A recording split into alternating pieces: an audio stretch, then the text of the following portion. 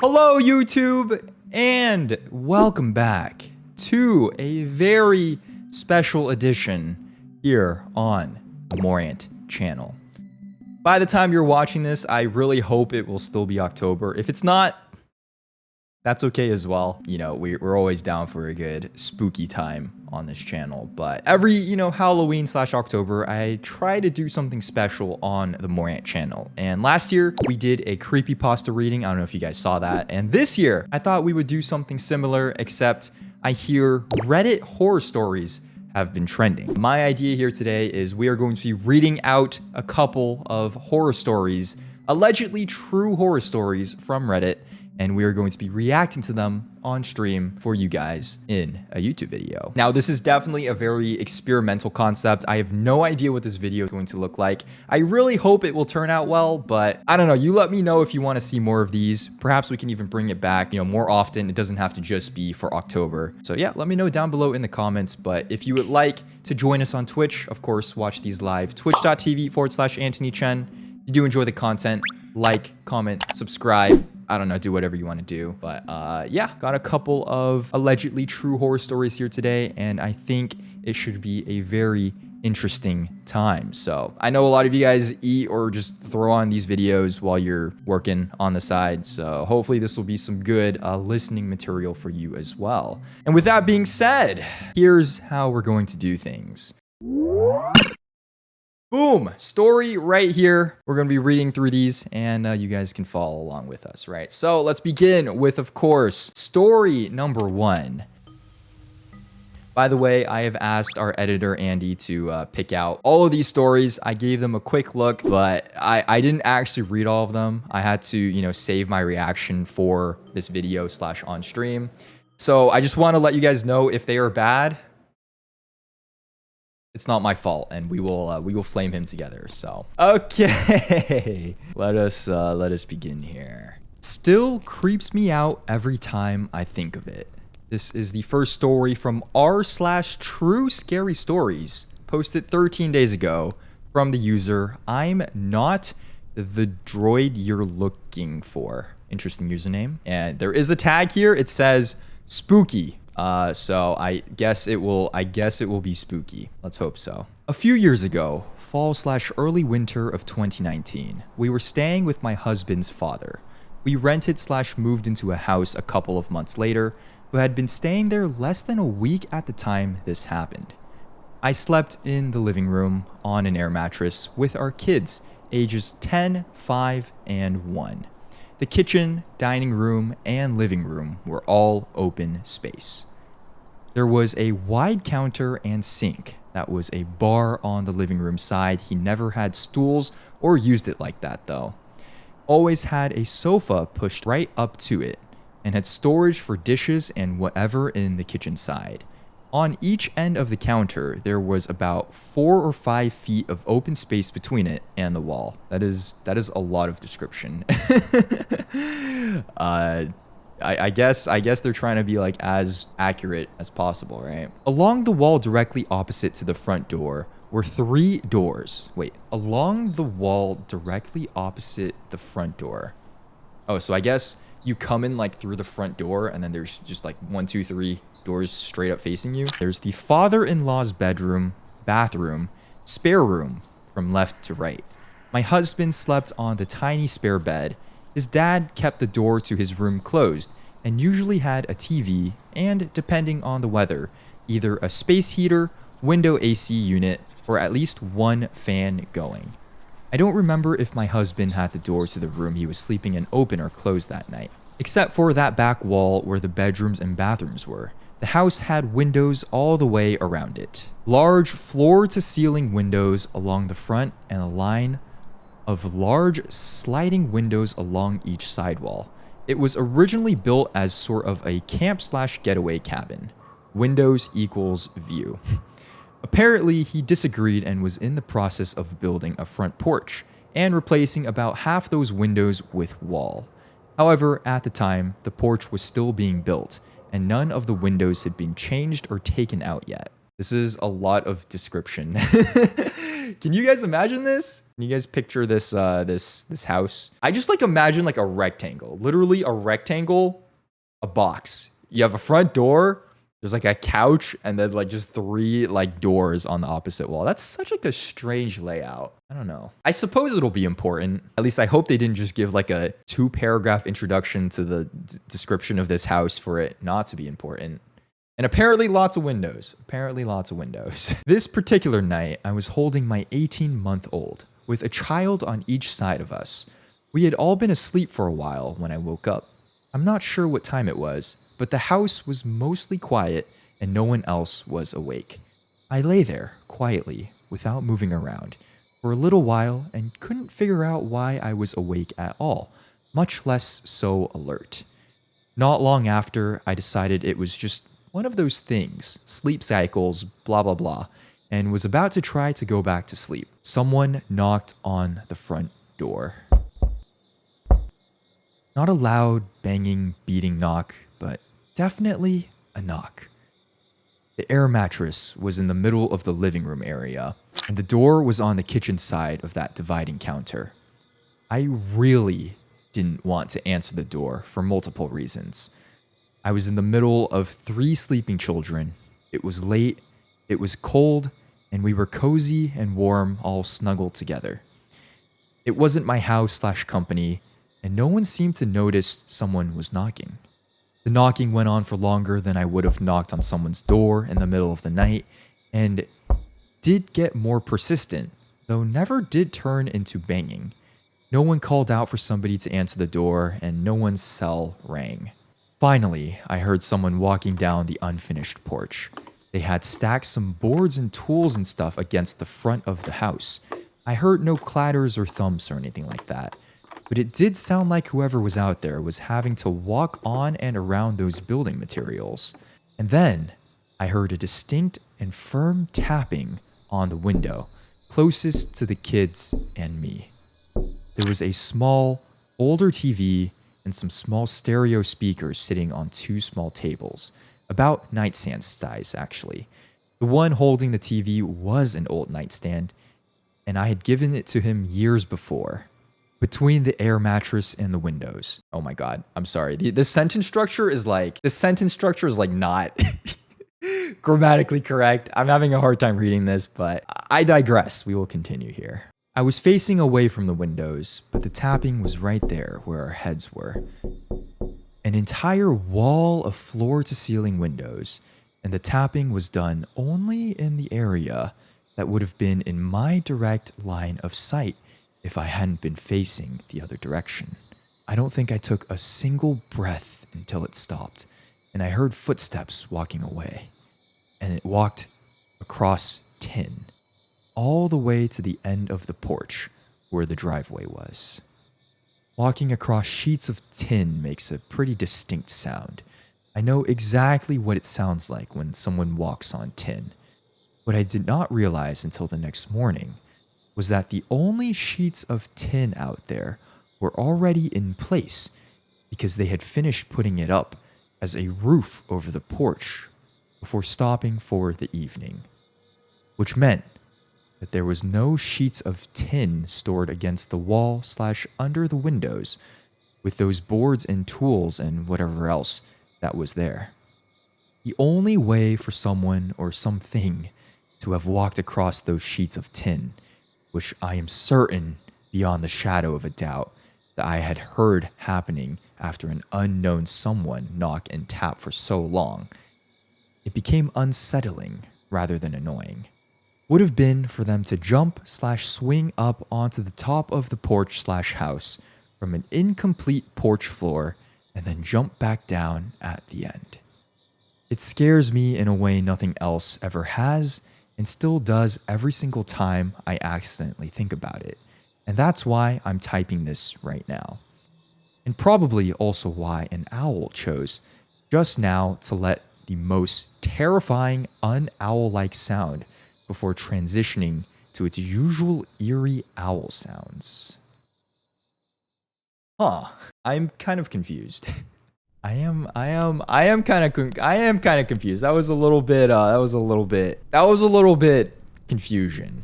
Can't lie. Now, I mean, I do see this comment here. It says, "Need more info. Did you ask the old man if he knew about this? Where was it?"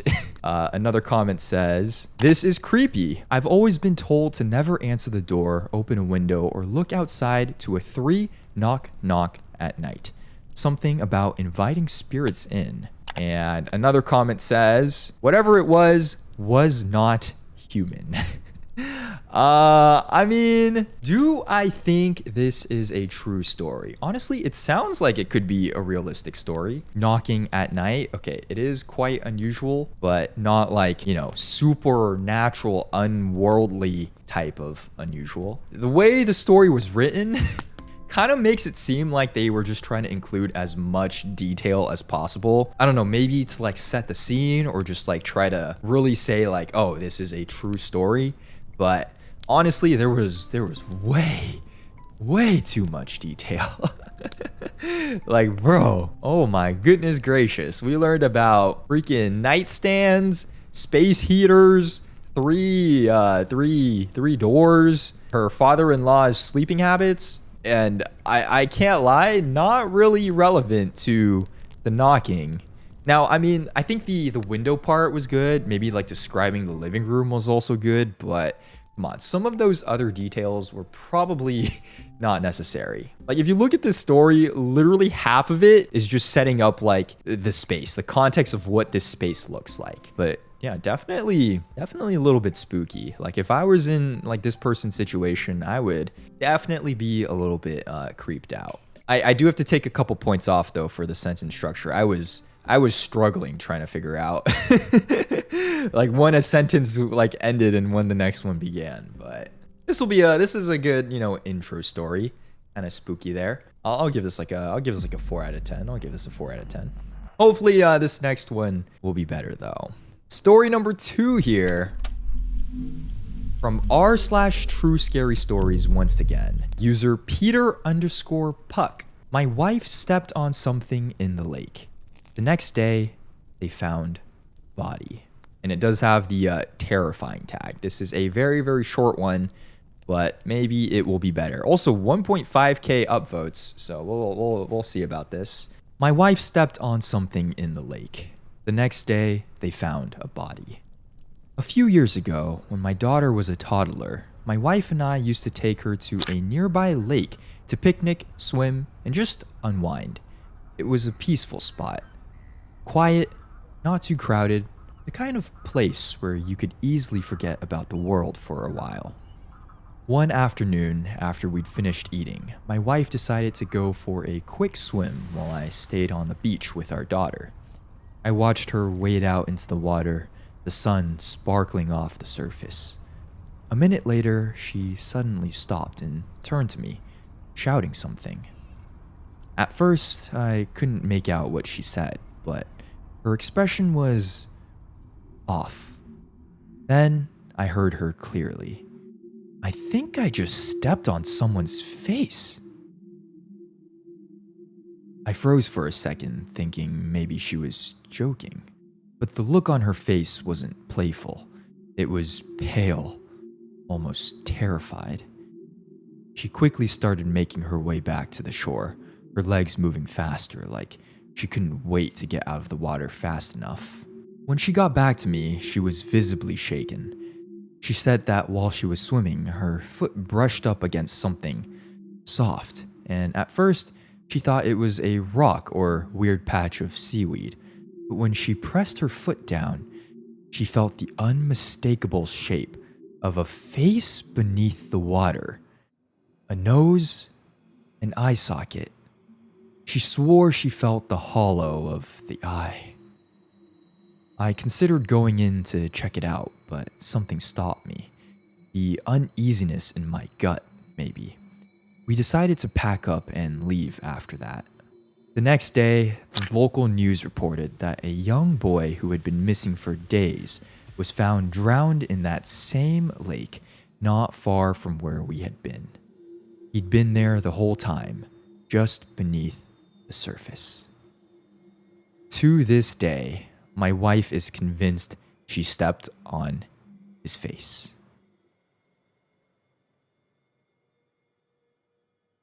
God damn, bro. What? Also, this closing line, this is such a, I'm sorry, this is actually a very grim story, but this closing line, bro. He could have worded it a bit differently, I will be honest, but god damn, bro. I mean, this sounds...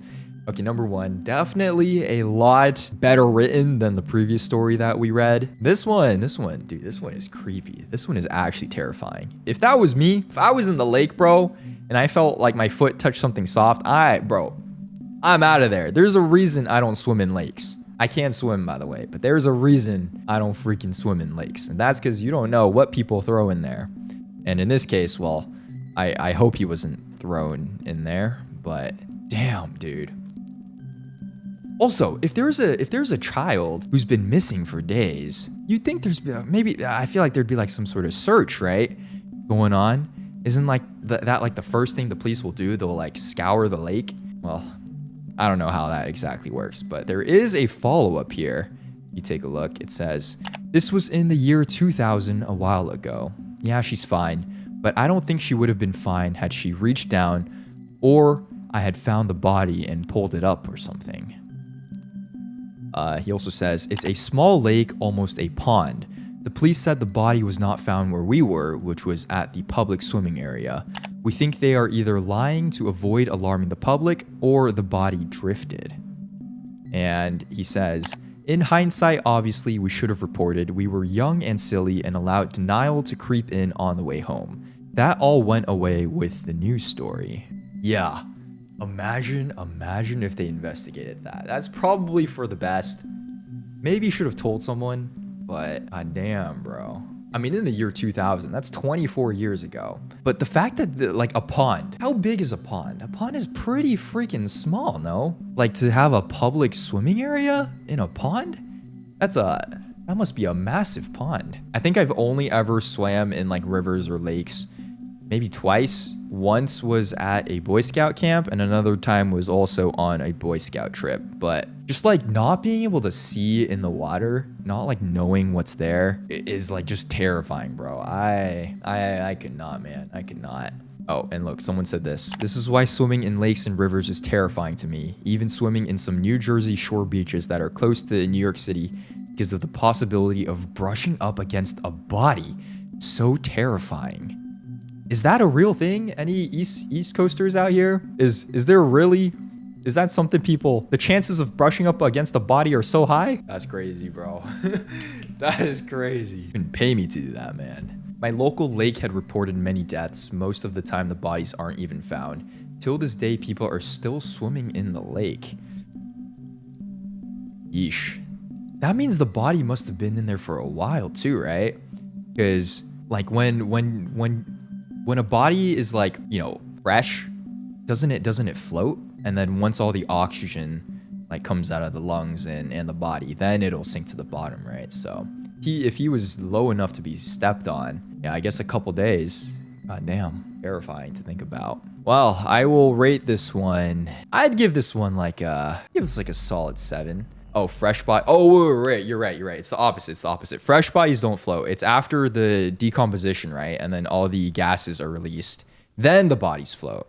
You're right. Damn, that must have been fresh then. Oh my gosh. That's even scarier. That's even scarier, bro. Yeah, I'd give this like a 7. It's short, but gets right to the point. And honestly, sounds pretty realistic to me. Yeah, she did say eye socket, but then again, I don't know if I were like stepping down on something in the water, I don't know if I'd be able to make out like what it was, let alone like an eye socket.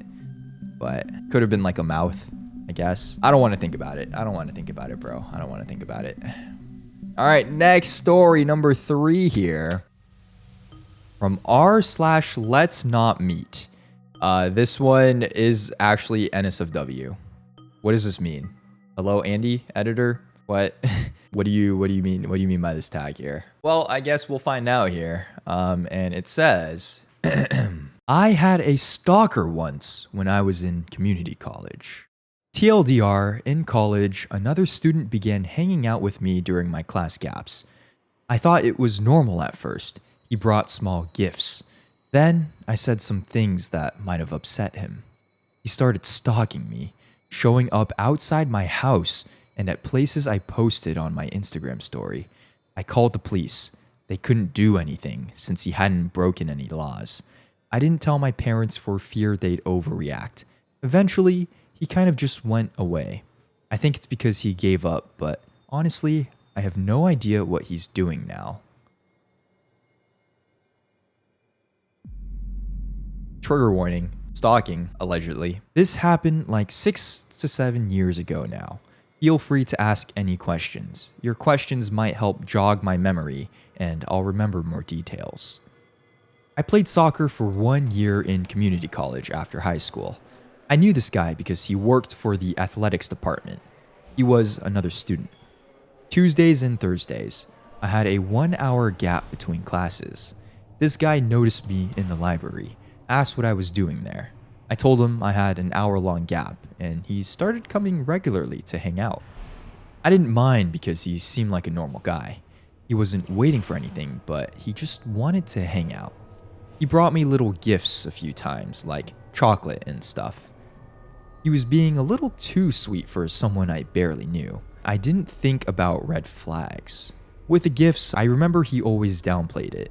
He'd be like, "They had extra Kit Kat bars today in the office. Do you want some?" He never said that he purposely brought Kit Kat for me. I know a lot more about boys now. I know a lot more about boys now than I knew back then. I feel like, okay, come on. I feel like that's already like kind of a bit of a red flag, you know what I mean? Like a guy that you don't even know, like barely mutual acquaintances, just starts coming to the place that you're hanging out for your like gap. I guess that's how people make friends, right? I guess. Maybe before the year of social, maybe before like social media era, like this was more normal. Nowadays, okay, maybe it is still normal for people who have like social lives. I don't know. Maybe it's not. Okay, we're gonna have to keep going here. I think he knew that by buying me gifts, or wait, I think he knew that. Okay, I knew I wasn't like just mixing up my words. They have extra words in here. Anyways, I think he knew that buying me gifts would be too much, but he still wanted to do it without doing it. That's a tongue twister. The soccer season for us ended before Thanksgiving. The only teams that kept playing after that were going to the playoffs, not us. After Thanksgiving, we had finals. In that brief period after the soccer season and before Thanksgiving, he asked me about my classes for second semester. To be honest, I hadn't been super organized with course registration, and I honestly didn't know. Also, the counselors were completely clueless. I didn't tell him that, but I remember saying I didn't want to have another gap hour like this because it wasted so much time. I don't think he was happy to hear that. He also asked if I would play another season, and I said no to that. I needed to manage my time better, and playing soccer every day was not helping. I think my mistake was that I just said too much and unfiltered. I used to do that a lot back then, saying too much without thinking about how it can affect other people's feelings. That was on the last Thursday before Thanksgiving. So no more hour gaps to hang out anymore. We had Thanksgiving break, we took finals, and we had winter break. Everything was great. Winter break was when the real problem started. In the mornings, this guy literally showed up outside my house while sitting in his car. The first time, I didn't believe it was actually him. The second time, I checked, and it was. By then, it was really clear that we both knew what was going on. He was stalking me. And that wasn't all. I posted on my Instagram stories sometimes about places I was. This guy literally showed up there several times. Like girly stores at the mall where he had zero business being. He did lots of things like that. He also started pointing his phone at me like he was taking pictures. That was even weirder. I basically stopped using social media over this. After winter break, this continued. When my parents were at work, this guy came during the afternoon too. I called the cops a few times. They went and tried to talk to him. He basically told them he wasn't going to talk, and that was it. I think the cops wanted to help, but they could never do anything about it because he was careful not to break the law. Like, he didn't trespass, he didn't make threats, he didn't show weapons, etc. I have no idea what he's doing now. My guess is that he gave up. Maybe his little obsession kind of became old and he found other things to pay more attention to. At least I hope so. But if he still comes by, I have no idea. I think the most challenging thing is I couldn't tell my parents since I knew they would completely freak out. Oh my gosh. I just want to say, this is the reason if I post, okay, well, to be fair, I don't really use social media. I should. I'm an influencer. I should be posting on like social media. But when I do like post on social media, like, you know, Instagram stories and stuff, this is why I wait. I always wait until like I leave the area before like I publish the story.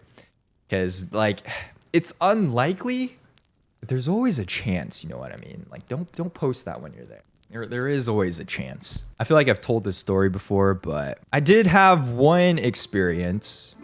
Now, it wasn't really a stalking experience, but I wonder if this user watches the streams as well. But there was this one time when I was in school and I got an email. I bet I could still find it here. Oh, here it is. Yes, there was I did get this email. And it was during the summer, so I wasn't at school, but it says, "Hello, Anthony. And their name, and it says, "I'm a high school senior. I visited Williams College earlier, hoping that I'd see you. Definitely did not search you up online and read Williams' article you're featured in." Now, there's more to this. They do go on to say they didn't see me because it was summer, and that, you know, the college was like beautiful, and that their sister was like a big fan of their videos and streams, and they attached this picture as well. Let me show you here. They also attached this picture here.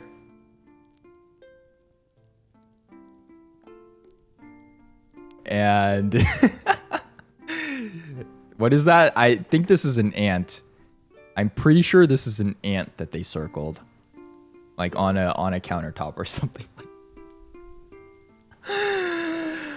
And the funny thing is, 20 minutes later, they send me a follow-up email and they say, "I didn't realize how creepy that last email sounded. Especially because I don't know how often you're recognized outside of the people you know." And they said, like, sorry for that, and that, you know, they found out about me like through their sister and stuff like that.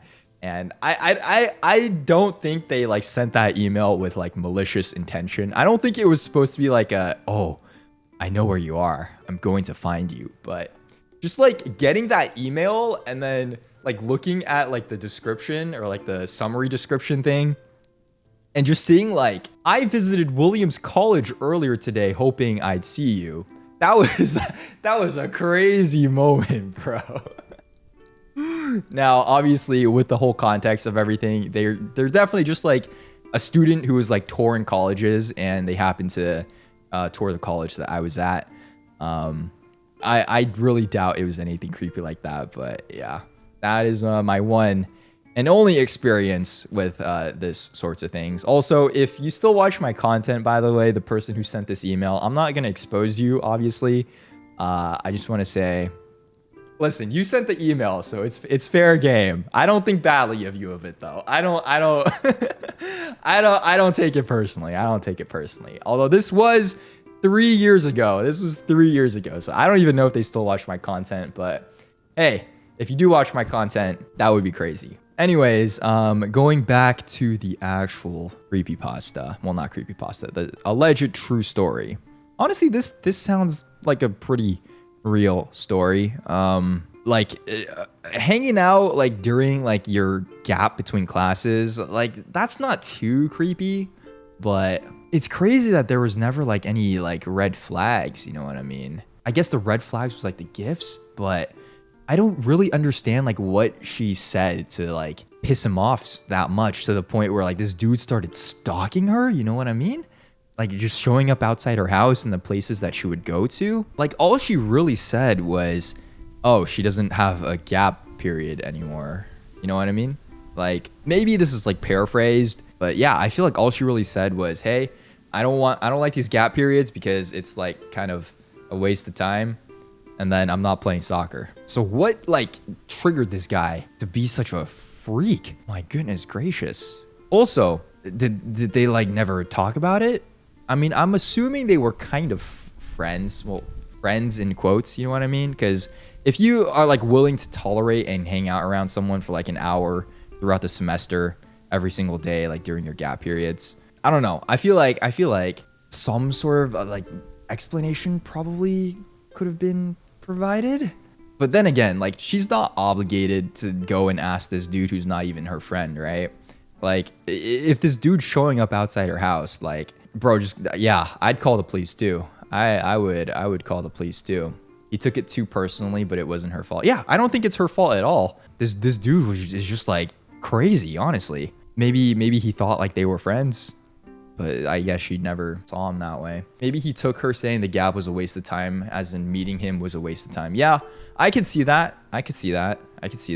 It's kind of crazy that he took it that way if like what she said in this story is true. Or she just said like, oh yeah, I don't want another gap hour because it wastes so much time. Like to take that as like, I feel like that dude is definitely making a bit of a stretch. You know what I mean? Especially if she didn't share where she even lived. Yeah, I don't know. We don't have the information on that.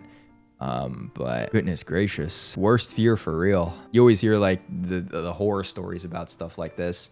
Thankfully, this one doesn't have a terrifying ending, but yeah, just the thought of like this happening, bro. All right, on to the next. Or actually, we have to rate this one. What would you guys give this? Honestly, just looking at like story structure, I'd probably give this like a 5 or 6. I am thankful, you know, nothing terrible happened to the poster, but just like from a story standpoint, purely story standpoint, and also the fact that like I was having a really hard time reading this story because there was like repeating words in it. Yeah, I'd give it like a 5. I'd get like a 5. All right, on to story number 4.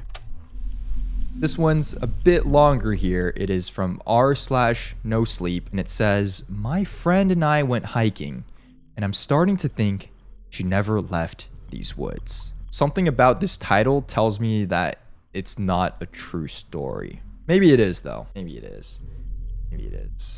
My friend Samantha and I were so excited to take a road trip together to go hiking somewhere further from home. We'd been talking about it since we graduated college a few years back and finally found the time. Well, she always made the time. It was mainly me that had trouble balancing work with everything else. Looking back now, I wish I spent more of this trip focusing on Sam, scenery, and being present in the moment. I wish I had been a better friend. Sam was the most excited for our trip. The week before we left, she was texting me about restaurants in the area, stuff to do. She made a Spotify playlist with both our favorite songs so we could listen to 7 hours worth of a selectic mix of classic rock, pop, and black metal, and was marking trailheads we might enjoy on her Google Maps app. I'm not sure if I said this right.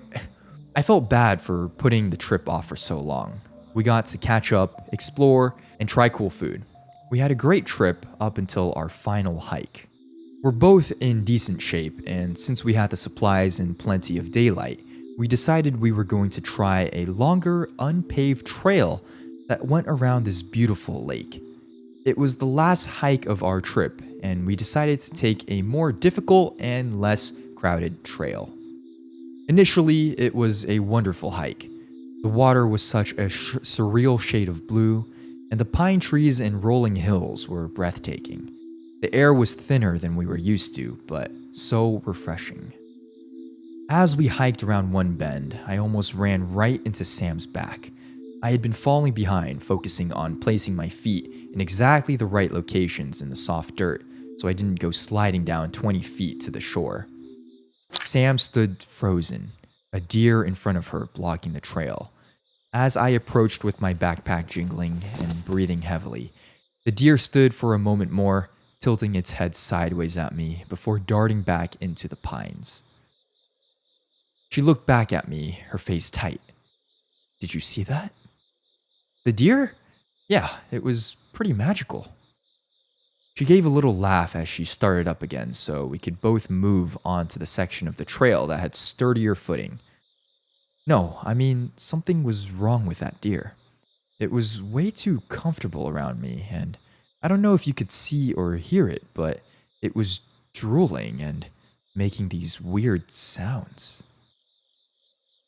We continued on in silence after that as we focused on our footing and the scenery, stopping every so often to take pictures. One time, when we were stopped, we heard rustling to our right, higher up on the hill. I got the bear spray out and held onto it. It seemed to be walking parallel to us, roughly matching our pace. It sounded big, too. Eventually, the hiking trail rose to meet the higher part of the hill, and I couldn't help but sigh in relief. I'd been so worried I'd roll my ankle and tumble down the mountain. So it was good to have more room so I wasn't walking right on the edge. Back in college, I'd sprained my ankle badly, but couldn't afford to see a doctor. It healed a bit oddly, and since then, my left ankle has been iffy. After a while, I needed to sit for a moment, walking uphill for an hour in addition to the 65,000 foot elevation. I was struggling. Maybe I'm also a bit more out of shape than I had been willing to admit, too.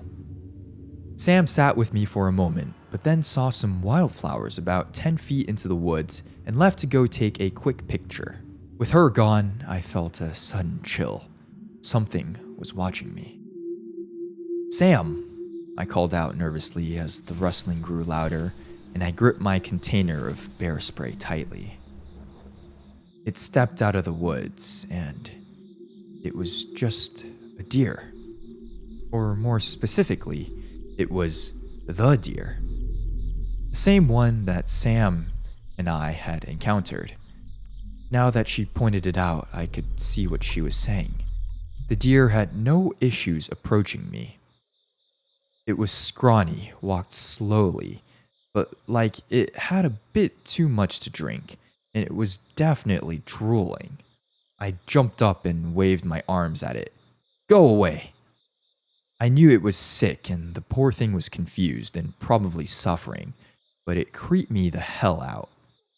It cocked its head and seemed to be studying me, looking me up and down. It approached me and made some sort of gasping sound. It was opening and closing its mouth in a way which deeply unsettled me for some reason. Sam! She came running towards me from the woods, and when I turned back, it had gone. Are you okay? What happened? The creepy deer was back. I know it sounds silly, but I think it's been following us. I told her how it had been behaving. Do you think it's rabid? Poor baby, she said sympathetically. Possibly, or I wonder if it has CWD. Either way, we should probably let the park rangers know just in case. We had decided we'd stick together, but after a few miles, she ended up ahead of me again. She tends to inch forward to get pictures, whereas I tend to walk past sites, then have regrets and double back to take pictures. I had walked back a bit and was sitting down angling my phone weirdly to try and fit the scene in front of me in the frame when I heard Sam's voice, but I couldn't make out what she was saying. Hey, I'll be right there, I said, my voice raised slightly, assuming she was talking to me. Then, she screamed. Sam! I stood up and tried to walk as quickly and carefully as possible. Her screaming changed from fear to agony, and it sounded like she was sobbing. I wasn't sure what happened, but I could tell she was scared and likely hurt. I suddenly realized I was still holding our only canister of bear spray. Against my better judgment, I started running as fast as I could, and for a while I was making good time. But then my left foot landed in a patch of soft dirt at the edge of the trail. My ankle rolled and I was falling. I don't remember hitting the ground, but I remember opening my eyes, flat on my back, about 15 feet below where I had been standing. It was also dark outside. We'd started hiking at least 6 to 7 hours before sunset. I tried to stand, but it was a struggle. I was confused, disoriented.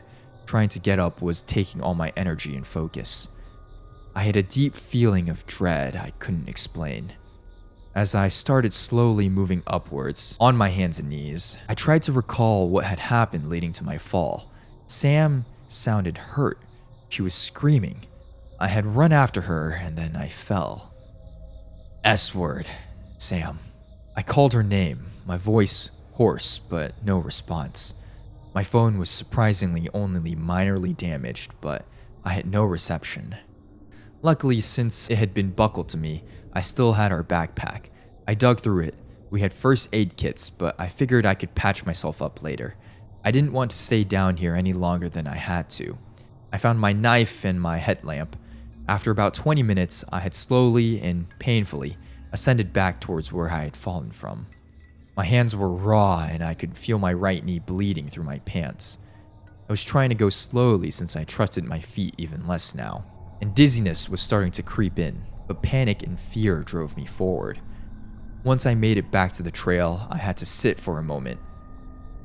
I heard rustling behind me and felt a sudden pang of fear. Something or someone had injured Sam, and here I was, sitting alone, injured, with my back to the woods, in the dark. I tried calling her name, in case it was her that I heard. No response. I stood up and started limping as quickly as possible towards the direction that I had heard her scream. Luckily, the ground had evened out, because I could feel myself weaving unsteadily. I knew that something terrible may have happened to her, but kept trying to keep that thought out of my mind. As my calls to her remained unanswered and it became harder to imagine a scenario in which she was okay, I felt my throat tighten and tears roll down my cheek. I kept looking for her. I knew she wouldn't just leave me here. I think part of me knew then that she was gone. She would have been searching for me if she was okay, and even if she left to get help, I think they would have found me by then. Somehow, eventually, I navigated my way to where I thought she had last been. I was hoping maybe if she was injured, she was okay, and just out of it and confused like I was. My foot caught in the mud and I fell. Lights flashed behind my eyelids and I felt overcome with nausea. The light from my headlamp had greatly dimmed and it was now coated in mud and grime. I heard movement behind me. As the smell hit me, I realized the mud was dirt mixed with blood. I could taste it, mixed with the gritty texture, leaves covered with what was likely blood stuck to my face, and I felt something soft and wet under my shoulder. The rustling behind me became discernible as footsteps. I felt around for my knife, my bear spray, but instead felt something hard, sticky. I was certain I had just found out what happened to Sam, and had a good guess at what was about to happen to me. I felt no urge to get up as the footsteps got closer. I knew I couldn't outrun it. I closed my eyes trying to focus on something, anything else, not knowing if I wanted to see what was coming for me. The footsteps stopped, and I could hear labored breathing coming from above me. I waited, and then, as no blows came, I opened my eyes. It was Sam. She stood over me, breathing heavily from her mouth. She was covered in blood. Her shirt and pants were torn, but she was alive. I let out a relieved sob and then could no longer hold back the tears. "Oh my God," I whispered as I slowly moved to sitting and then standing. "I thought I had lost you." I pulled her close to me into a hug. She stood motionless, her arms by her side. She stuck to me where her shirt was still a bit wet. Dried blood covered the neck of her shirt and her midsection. Her hands and, unsettlingly, her mouth were also smeared with blood. I could hear her breathing heavily close to my ear. What happened? I asked as I released her. She stared at me, but didn't respond. I figured she was a bit traumatized. Frankly, I wasn't sure how she was up and standing after all whatever had happened to her. She was a bit wobbly, but otherwise seemed to be able to walk. As we walked towards the car, she fell behind me, which made me a bit nervous as I didn't want to let her out of my sight. She kept stopping, staring over her shoulder, while I tried to coax her forward. Eventually, after what felt like forever, we made it back. My ankle was killing me, but I tried to move as fast as possible. Although the woods were eerily silent, I wanted to get out of there as fast as possible. When we got to the car, I was debating if we should drive ourselves to the hospital or call 911. I had this feeling of terror that I couldn't shake. I pictured us making it all the way here to the car and then something breaking the windows, attacking us. I decided we needed to leave now. Do you have your keys? Do you think you can drive? I asked. She had an old Jeep pickup and was very sensitive about other people driving her baby. Plus, I wasn't sure if I could drive us with my ankle as it was. She said nothing, her head cocked at me. I know, we look like we've been mauled by a bear. I caught myself and winced, feeling suddenly insensitive. She clearly had been attacked by something or someone. When she said nothing, displayed no emotion or reaction, I cautiously continued. But I have a bad feeling. I think we need to leave, like, right now. I'd rather call for help when we're back on the main road or just drive straight to the hospital. She remained motionless, staring back into the woods, and I wondered if she had lost her keys in whatever struggle she had. Luckily, I had her spare with me.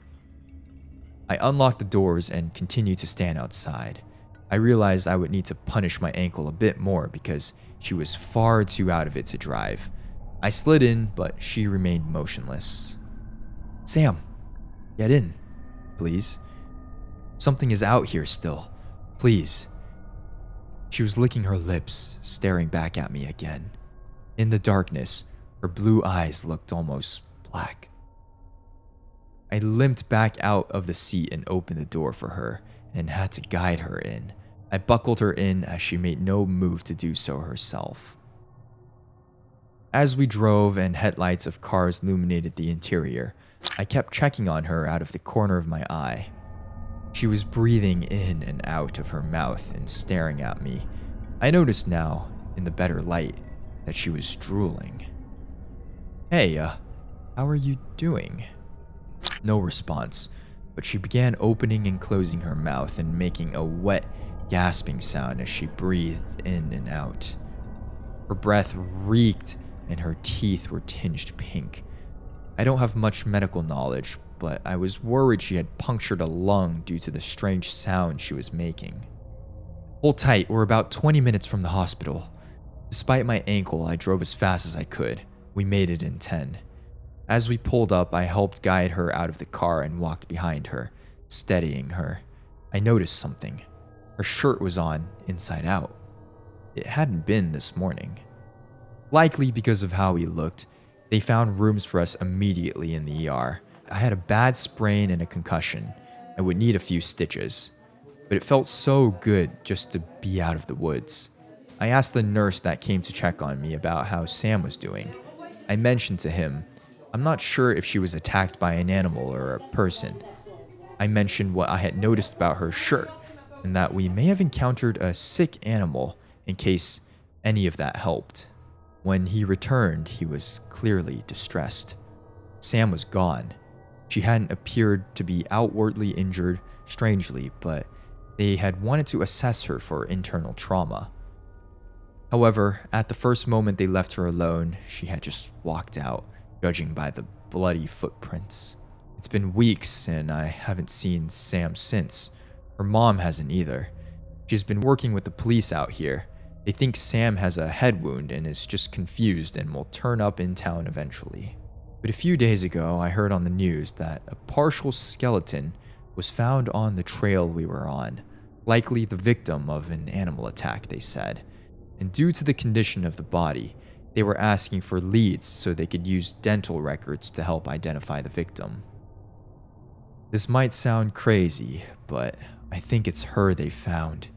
I don't know how to explain it, but I don't think Sam ever left those woods that night. It's my fault, and what that thing was that I drove into town. If you live in southern Colorado, please be safe. I'm sorry. There is a follow-up here. There is a follow-up. Someone commented, "God, this is terrifying and so compelling. Please tell me if anything happens next." And original poster did say, "I'm thinking I may call in an anonymous tip, have them compare her records to the body they found. I don't have any doubts. Then her mom would have closure and they could bring her home. I'll let you know if I have any updates. I'm not sure what to do about the thing I took out of the woods other than warn people, but I'll see if I can find anything out. I got some good info here on what that was I encountered, so that's a good starting point." Someone else says, "Don't tell them you saw the skeleton that night. Tell them the true story about having been in the woods where they found the body and Sam disappearing from the hospital. Tell them she might have been confused and gone back to the woods for her keys or something else, and that would have made sense to her in her injured state. They do not need to know that you've seen the scene before." God damn. Well, that is certainly a story. Is this true? Is this a true story? Well, the one thing that I'm thinking of is, how would they not be able to track Sam leaving the hospital? You know what I mean? Like, if she was there, how would they not be able to track her? They said there was bloody footprints, there was security cam footage, allegedly, and I feel like they would have been able to cross-check with, like, you know, either like street cameras or security cameras outside the hospital as well to see like which way she went, you know what I mean? Like, hospitals should always have security cameras, I think, outside. Where would she have gone? And if if Sam wasn't her, say it was a shapeshifter, where would it have gone after that? You know what I mean? And also, if like they're doing a checkup on Sam, I feel like the nurses would talk to her. And if Sam didn't respond and they see her in that state, there's no way they would leave her alone, right? There's absolutely no way. Now, of course, the bigger question is, do you believe in, well, obviously this story is referring to a skinwalker. Do you believe in the supernatural? Do you believe that there is a creature out there that can kill humans and then, well, mimic them, essentially? Obviously, that's up to your personal opinion. Me personally, I do not. But obviously, they could settle this whole story by just comparing the body that they found out, right? OP did say they were going to go, maybe leave an anonymous tip and try to get them to compare the dental records. But narrative-wise, as a story, this is pretty creepy. This is pretty terrifying. I would give this like a 7. I don't know if it's real. I'm not sure if I could say this is true, but it's a good story. It's a good story. It's a good story. So I will give it a 7. If you want my real life anecdote as well, I used to go hiking a lot, you know, camping, etc. Like I said earlier, Boy Scout things. I did have one encounter, one run-in with a bear, actually, when we were out hiking. This was many years ago. I want to say like actually, when was this? 2016? I want to say 2016, probably 8 plus years ago. But my Boy Scout troop, we went on a trip to Yellowstone National Park, I believe. Was it Yellowstone or was it Yosemite? One of the ones that started with a Y. I think it was Yellowstone. We went to Yellowstone and we were backpacking. When you're backpacking, you know, you just have like everything in your pack and you go out hiking to camp in like the different campgrounds around, you know, the park. And this was, I think, like a day or two after we had arrived in the park. We had set up a campground and I believe we were making breakfast one of the mornings. And I still remember I was making instant oatmeal. I was making instant oatmeal on my portable stove. And then one of the adults that was with us just says like, there's a bear. Now we're camping like on the edge of the woods. So like behind us, like where we're set up is like the woods. And then in front of us is like a big open field. They saw like a bear in like the open field. And at that point, you know, everyone just grabbed everything. Well, not grabbed everything. Everyone just like stopped what they were doing, grabbed the bear spray, and we like went out to the field and like stood in a line because this bear was like approaching our campground because I think it like smelled probably the food we were cooking, so it was like coming over to us. But yeah, we all went out there and we like lined up, and thankfully nothing did happen. I did see the bear, not like up close or anything, but I did see it because it was like around our campground. It was around our camping site, and it was like walking through our stuff. Looking back on it, honestly, pretty terrifying encounter. I believe it was a brown bear, which not the most dangerous type of bear, but yeah, it was a decent size. A bit on the smaller size, or a bit on the smaller side, to be honest. Not like huge. I also didn't see it like super clearly because I was pretty far away, but yeah, went through our stuff. And then the most terrifying part about this whole thing is it wasn't like with our entire like troop, because we split up. Our group like split up to go to like the different campsites. So it was like 4 or 5 people in our group. Now, if this bear did decide to attack, streamer Anthony may not be with you here today. But at the time it was just like, oh, look at that. That's a bear. That's pretty cool. But yeah, man, bears are terrifying, dude. Bears are scary. Bears are very, very scary stuff. You guys not run? You don't want to run. You don't want to really make tons of movement around bears. I believe there's like different strategies that you can take against like certain types of bears. So they say for like some bears, you want to like make yourself like loud, like have presence, and show that you're not like an easy target. Other bears, you want to like play dead. But what they taught us to do was like you just line up. So you like space out from each other, and then you just like walk backwards facing the bear. So you like walk away from the bear. You don't want to like group up. You just want to like spread out, walk away, and obviously like have the bear spray. But definitely not sudden movements. You definitely don't want to turn your back to the bear and run off.